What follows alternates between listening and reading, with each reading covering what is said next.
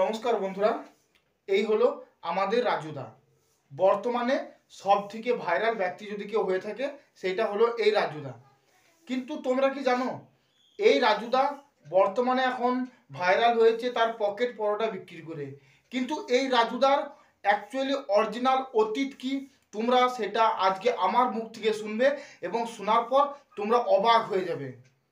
তো বন্ধুরা, এই যে ভাইরাল রাজুদা, তোমরা কি জানো এই ভাইরাল রাজুদা পরোটা বিক্রি করার আগে ছিল এক সময় নামকরা কুখ্যাত ডাকাত। হ্যাঁ, এই রাজুদা এক সময় ছিল কুখ্যাত ডাকাত। তোমরা যেটা শুনেছো ঠিকই শুনেছো। তো বন্ধুরা, এই যে রাজুদা কিভাবে তার ডাকাত জীবন ছেড়ে দিয়ে আজ সে একজন পরোটা বিক্রেতায় পরিণত হলো, আজকের ভিডিওতে তোমাদের সকলের সামনে আমি সেই বিষয়টাই পুরোপুরিভাবে ক্লিয়ার করব এবং তোমরা ফাইনালি রাজুদার জীবন কাহিনী শোনার পর অবাক হয়ে যাবে। তো বন্ধুরা, তোমাদের সকলের কাছে অনুরোধ, ভিডিওটা স্কিপ না করে পুরোটাই মনোযোগ দিয়ে দেখতে থাকো এবং শুনে নাও রাজুদা কিভাবে কুখ্যাত ডাকাত থেকে আজ একজন পরোটা বিক্রেতায় পরিণত হলো। তো বন্ধুরা, রাজুদা জন্ম নেয় এক গরিব পরিবারে। তো জন্মের থেকেই তার সংসারে ছিল অভাব অনটন, এইভাবেই তার জীবন চলছিল। কিন্তু তারই মধ্য দিয়ে সে সময়ের সঙ্গে সঙ্গে কোনো রকমে তার জীবনটা কষ্টে সৃষ্টে অতিবাহিত করত। এরপর তার জীবনে তার দাম্পত্য জীবন শুরু হয় এবং তার একটা বিয়েও হয় এবং বিয়ে হওয়ার পর তার সংসারে আবার তার বউ আসে এবং তার আগে থেকে তো বাবা মা ছিলই। তো সব মিলিয়ে মিশিয়ে তার উপর পুরো সংসারের চাপটা চলে আসে। তো এই অবস্থায় রাজুদার সংসার চালানো খুবই কষ্টকর হয়ে উঠছিল। তো সে যে ধরনের কাজকর্ম করতো তাতে করে সত্যিই তার সংসার চলতো না।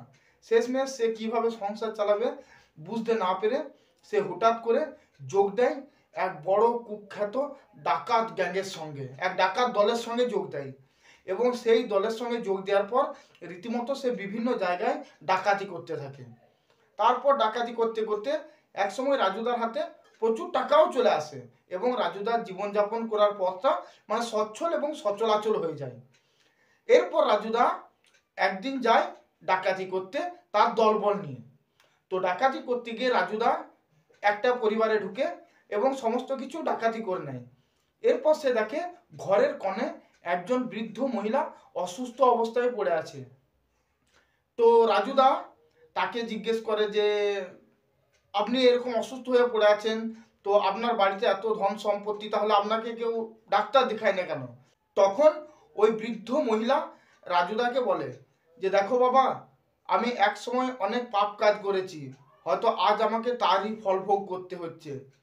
এই যে আজ তুমি ডাকাতি করছো, এগুলো তুমি আজ কিন্তু পাপ করছো, এর ফল তোমাকে ভোগ করতে হবে।